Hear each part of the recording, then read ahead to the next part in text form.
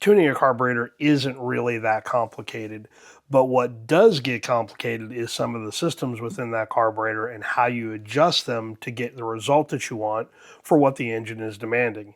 And one of the biggest confusing things to tune is how do you tune air bleeds and emulsions within the carburetor. Well, today we're going to talk about that and go over some basics of those two systems. Let's go.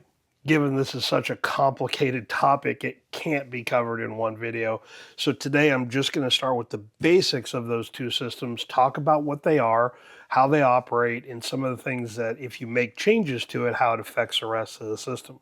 Again, it is probably one of the more sophisticated things that we're going to do with carburetor tuning. And in most instances, to be honest with you, most people don't need to touch either one of these options on a carburetor. But today I'm going to show you exactly what they are, how they work, and then we will down the road talk about how to tune them. So let's first talk about what those two systems are. What are air bleeds and what are emulsions? Well, they are calibrated systems designed to work with each other to be able to fine tune the fuel delivery to what the engine is asking for. Now, in a lot of instances, we'll talk about these a little bit more in detail down the road, but in a lot of instances, these are not adjustable. The air bleeds are fixed. They have just a single hole for typically an idle and high speed, and they're not able to be removed and changed and alter the size in it. Some carburetors, like on this 950 Edelbrock VRS, have 4 circuits in it. We'll talk about all this again in more detail. But all these are designed to be tuned and work together to deliver the fuel and at the right time that the engine is asking for. So it is a very sophisticated system. It is very complicated. It is very easy to make some pretty big mistakes here. So it's generally the reason why most folks say you don't need to tune these systems, just leave them alone as a base cal from the manufacturer and just tune the power valves and jets and you'll be fine.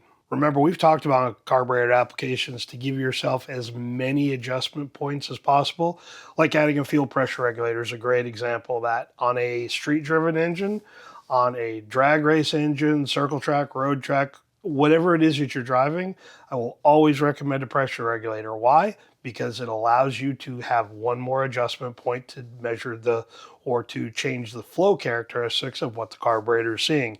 And emulsions and air bleeds are the exact same thing. It allows you to fine tune a situation to get better optimized power out of the engine. That's simply all as it is.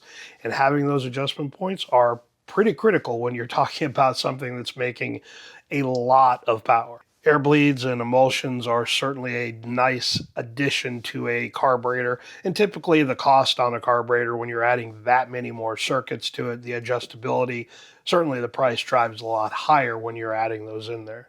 But there also comes some challenges with that as well.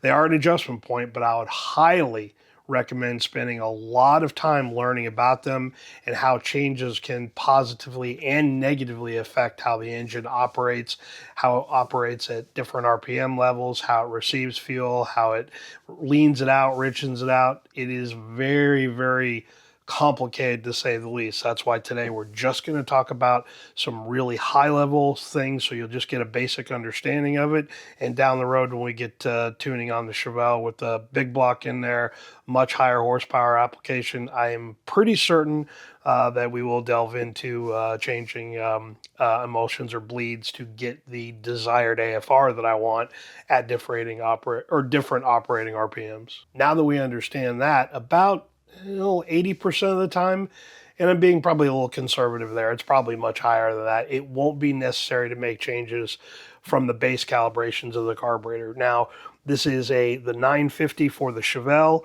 Again, the base calibration of where these bleeds are set and the sizing and the emulsions inside the metering block, I probably are not going to change for quite a while, at least as we get through the tuning process. If it's a little on the fat side, I'm completely happy with it, and then we can start making the changes.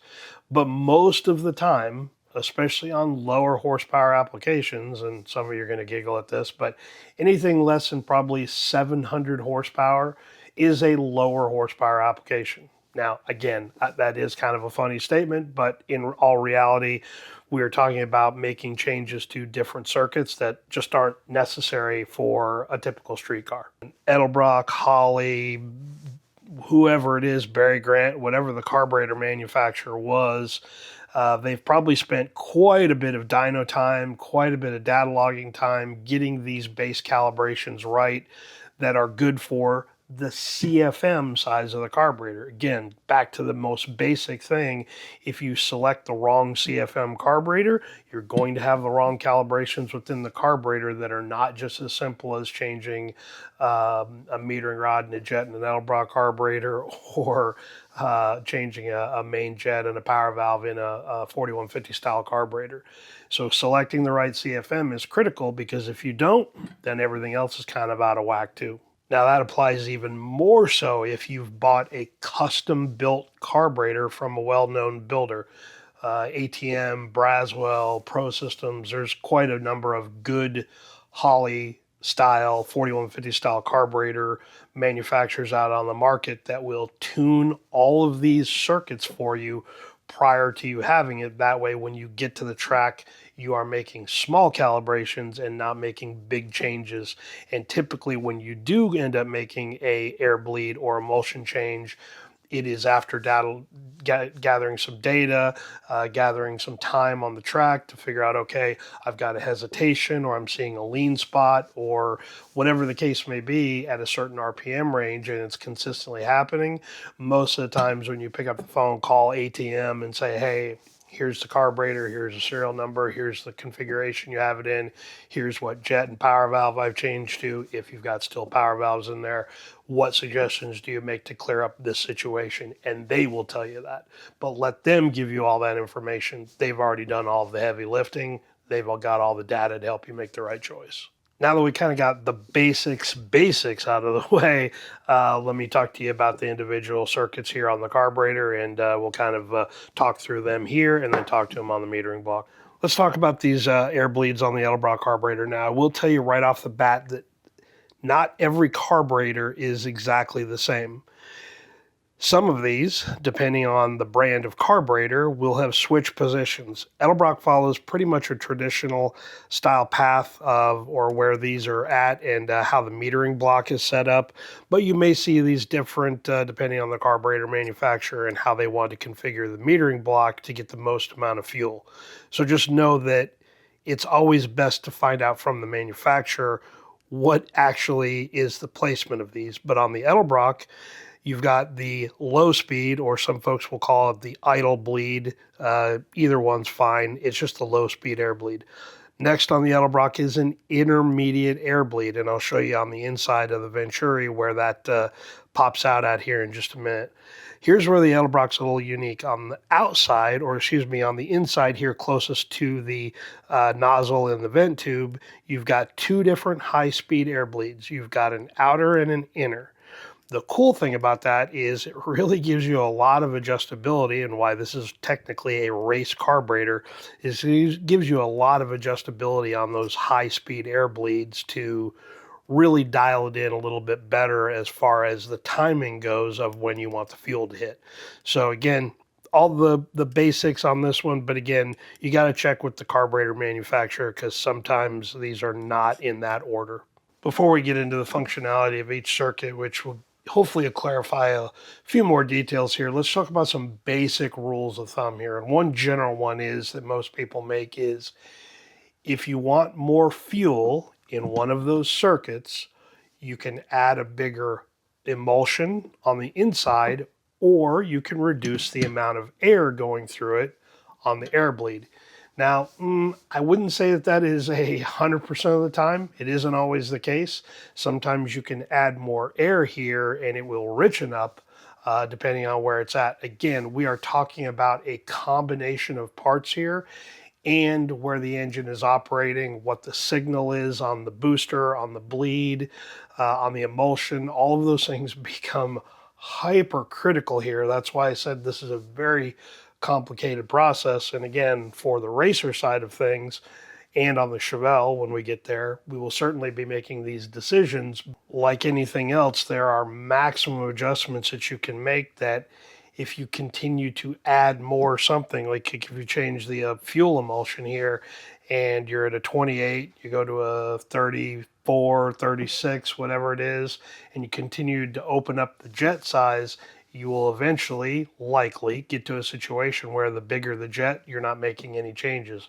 But what you are doing is you're affecting the timing of it, and how much fuel is actually flowing into the circuit and into the engine. So it's like anything else. There's a point of diminishing returns where trying to set vacuum on an engine is a great example of that. There is a point where you get to the highest vacuum reading, and then you continue to make those adjustments with the idle mixture screws, and it doesn't. The vacuum doesn't get any better, doesn't get any greater. That's a point where you know that it's no longer necessary to continue to try making adjustments to get more vacuum on it. You're not going to get it. Same with bleeds and emulsions. There is a point where you can't make any more adjustments. It's not making any more difference on the engine. It's all about matching the engine's demands and the signal of what the carburetor's delivering at that time during that RPM range. And this is why it's such a complicated process, because it requires a significant amount of time and data to get these changes right for an engine. So again, I hate to keep saying it, but it's not for the faint of heart here, or you're going to make some decisions that are going to negatively affect the engine, and you may have a lean spot at wide open throttle. You may have a lean in one of these intermediate circuits if you've got them, and you end up making more poor choices than you make smart choices. So now that we got kind of all of the rules, I guess, or all some basics out of the way, let's talk about the air bleed system, and we'll talk about the idle system first. I'm going to speak pretty generally here because, well, there's so much more detail of things that we need to cover when we get into this in the future. And likely what's going to occur is I will probably do a individual video on the idle circuit, and then I will do another video on the intermediate, and then we'll get one on the high speed, because there's that much information that needs to be delivered. This is probably going to be a 20-minute long video. Just on each one of these circuits is probably going to be another 20, 30, 40 minutes each, especially when we get into something more complicated like the high speed, because there's so many things you can do that will totally make some huge changes if you're not careful. Again, I'm going to make one more little detail here because it's important to understand that these circuits all operate independently, but when you're at max RPM, full flow on the or RPM level that the boosters start to operate, and you're operating on the high speed circuit, it's not like all these other circuits shut down and stop flowing fuel and air. There's still air that's happening and pushing through these circuits. They just interact differently a little bit when there is another circuit that is primarily taking care of the fueling, and that's where the changes that can be made to jet sizes and a little bit to the air bleed side as well too will help you change those conditions a little bit. If you're a drag race only application, probably in most instances, these intermediate circuits aren't really as much of a tuning factor. It can be on the first intermediate circuit here if you've got a little bit of a recovery time that kind of lags when you're at wide open throttle in the burnout box and you're into the high speed, and then you're off the throttle immediately. Sometimes you can get into a little bit of a lean condition. You hear that to drag strip quite often, where guy will be in the burnout box or girl will be in the burnout box, doesn't matter. They'll do a burnout, roll through it. They'll let off the gas, and it sounds like the engine's about to die. Just typically needs a little bit more fueling to do that. So again, they all kind of work together, but there are things that don't operate. So at like idle, on the idle circuit, that high-speed circuit isn't flowing fuel yet, because that high-speed circuit is flowing fuel through the main metering circuit or through the booster. Intermediate circuits, same thing. It's all about RPM level at that point and where they start to operate in the system. Idle is always going to work. As long as the engine's running, you are always metering fuel through that idle circuit, or low speed circuit is typically what we like to call it, because it's really not an idle circuit. It does control idle fueling, but it's also low RPM stuff. It works through the entire range of the carburetor. Here's where these changes can become very, very difficult, very, very complicated. We'll start with the idle circuit here, or the low speed circuit. If you determine or you think that, okay, I want to change the air bleed on the low speed circuit so I can get more fueling at that low speed, what that does is it changes the signal that is occurring, how much pull, how much draw, how much is air is being going into the system, into that low speed system, being fed through that circuit, and how much the draw is on the jet. It's a siphoning effect, as a simple way of putting it. How much siphoning power is behind that jet to pull fueling through. So if you change this air bleed and you go smaller, larger, doesn't matter, you've got to know that it's going to affect how it's pulling fuel through that system. And not taking that into consideration can sometimes foul you up, because if you go, okay, I need to go richer, so I'm going to put a smaller air bleed in there. That'll reduce the amount of air in there, should be fine. What you're doing is you're reducing the draw on the jet, and that can become very, very difficult to try to work your way through. Let's quickly talk about the intermediate bleed. But in the Edelbrock case, the one right next to the low speed is the intermediate bleed. I'm going to show you this in a minute down here on the throttle blades, but what happens is how that intermediate circuit gets activated is the throttle blades move, open up, and we will see that there is a tube. There's 4 of them in this carburetor because you've got 4 of these circuits that are in there. And what happens is when the throttle blade moves to a position to where it's open enough, that creates enough of a drop in pressure underneath the tube that's popping out here into the venturi, it will create enough pressure drop to where it starts to pull the fuel from that circuit, and then it activates it and it's working. Now, typically, because this carburetor, especially this one, isn't set up on a one-to-one linkage, it's progressive. But if it was one-to-one to where the primary and secondary bores opened up at the same time, typically all that fueling occurs at the exact same time. Again, depends on a lot of things, how the engine's configured, how much draw is on the those circuits, how much signal it's seeing, etc. So as those throttle blades open up, it gets to a certain point, tipping point, where it's starting to meter fuel. That's when that's activated. Now again, it's the same with all these other circuits. If you monkey around and make a bad choice on that air bleed or the emulsion, it will change the timing of when that all comes in, and certainly it can change the volume that is going through that circuit. The other thing to keep in mind here is if you make a tuning choice or change here, it is going to affect these 2 or maybe 1, depending on the carburetor, high-speed circuits. So you've got to be understanding and careful with it, that knowing if you make a change here, you're going to have to look downrange or upper RPM to make sure that what you are doing here wasn't negatively affected by the choice you made on that circuit. So I'll show you some images, video of what's going on down there underneath there, but hopefully you can see that that little tube sticking out of there. That is the intermediate circuit. That's where a throttle position sensor becomes really, really cool on this carburetor, because you can kind of look at that as you are opening up the throttle and looking at the where the TPS is at to see where that circuit becomes active, because you should see a change in the AFR, especially if you're just at cruise RPM or at lower RPM, where you can kind of watch it, the TPS open up, and knowing where it's at in the system, you can kind of see when that engages, when fueling starts to occur. The other odd thing about these intermediate circuits, and a friend that tuned Dominators and ran a pro stock years and years and years ago. I won't talk about that, how long ago that was.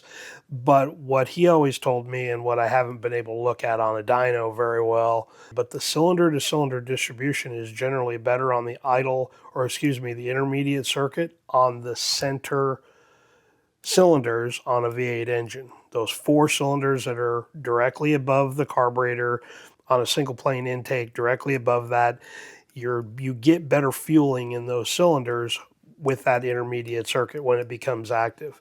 It's one little thing to keep in mind that if you're looking at cylinder distribution and you're data logging that detailed, yeah, you could see that based on where those intermediate circuits come in. So now that we got that, let me take a look at the metering block, because I think it's time that we kind of look at that so I can show you some details on the block and show you where the emulsions are at. Here's some interesting things on the metering block. Obviously, you guys have seen main jets. You know what those are. It's typically what you're doing most of your tuning with. Right next to it here are the intermediate jets. That's where they're fed from. You got one on either side. Again, hopefully the lighting's good enough you can see that. But that's what those are. Those jets there are what feed the intermediate circuit on this carburetor anyway. And that's what's used to change the intermediate fueling. Let's flip this over and I'll show you a couple of things on the reverse side here. Let's talk about, now this is the top of the metering block. This is the bottom. I'm going to turn it this way so you can see the emulsions in there. Okay. You see here, this one up here is the low RPM emulsion. It's only active when the boosters are flowing fuel, wide open throttle, and you're just starting to go through all the circuits. Okay. Larger is leaner, smaller is richer. This bottom one down here is the high RPM emulsion. And again, it's only active when you've got fuel flowing through the boosters and, again, wide open throttle. But you can see all the emulsions here. So as you are going through the RPM range, where you can change these emulsions to change the fueling, and then in combination with the air bleeds on the other side, depends on, again, setup and what the system's asking for. You can adjust a little bit of the timing of those and how they come in. Very, very cool setup. Again, I always love how these carburetors are configured, especially something as complicated as this Edelbrock one is, and all the different circuits it gives you to play with. I wanted to just show you where the emulsions were at and what they are, and kind of a little bit more detail. That way you kind of knew what we were talking about on the inside of the carburetor as we're adjusting air bleeds. Last but not least, let's talk about that last one, closest to the vent tube, your high-speed circuit or your high-speed bleed. That comes into effect when the booster starts metering fuel, is really the best way to look at that. Now, that changes a little bit. That's a little bit, depends on the timing of everything. Again, depending how the intermediate bleeds are timed with when the fuel is starting to deliver, when the signal is being pulled at that jet to make sure that it's pulling fuel through the system correctly. It can change that a little bit, but for the most part, you can generally make that assumption that that circuit is active when the main booster is metering fuel. You're wide open throttle, things are happening, you're cruising through the RPM range pretty aggressively, you're into the main metering circuit and you're metering all the fuel. It's a general statement. Sometimes the timing of that's not correct. Again, a TPS makes that a lot very interesting because you can kind of monitor that. And, obviously if you're wide open throttle, TPS is going to read 100% or close to 100%. And you're going to be a little bit off on that. But you can watch, if you're data logging, you can watch your RPM range and kind of see when all that stuff's occurring. Here is the really, really, really difficult thing here. If you make even a very small change on that bleed, it has the ability to make a big effect at how much fuel that the jet will pull. So you've got to be very careful. You can't make big jumps on that high-speed bleed. It's just not going to work out that well. If you take a lot away, if you add a lot to it, it's going to drastically change how much fuel is coming out of that through that jet. Changes the signal, changes how much it's pulling. Again, we talked about that siphoning effect, I think, earlier, and certainly that has a big change. So it's going to change the value on certainly the what's coming through that jet and how much more jet you're going to need to add to it to meter the fuel properly through the system. So there's a generality you can kind of make with that the smaller the air bleed is in this circuit, the quicker it'll begin to meter fuel and air into the booster. The bigger the bleed will delay that. It also really depends on, again, what the engine is demanding. So again, very, very, very interesting circuit to tune. You don't make a lot of big changes here. You make really small ones, add a little bit more jet to it if you're putting some more air to it. It's just can be a very, very complicated one, and it's the one where people, I think, make the most mistakes. So high speed tuning is generally about the timing, when it's going to hit, when it's going to get into the system, when the fuel starts flowing full through that booster. That's really what that high speed system is for. So kind of keep that in mind as you're thinking about that for whatever your application's looking for. I know it was a little vague, and I apologize for that. But again, I don't want to give you too much detail in it, because if you start making changes without really understanding what's going on here and learn from the start, this is where you can get into a lot of problems. You can certainly get into some areas where you can recover from it, but it is very, very difficult when you're making these types of changes on a higher horsepower application and you're making them incorrectly. I don't want you burning up pistons and valves and everything else ugly that could occur. So just keep that in mind when you're going through this, that learning how to tune the carburetor properly with the jets and the power valves is a great place to start with it. And then as you need it, you can move through there. But again, a lot of data needs to be gathered for this to make any good decisions. And again, the best thing to do is to call the carburetor builder and say, hey, here's the situation. Here's what I've got in there. Here's what the base calibration is. Can you help me make a determination based on the RPM that you feel like you're having issues, and let them help you through it. At least at the beginning of it, you can help understand how those changes are made and how they affect each other to get the result that you want.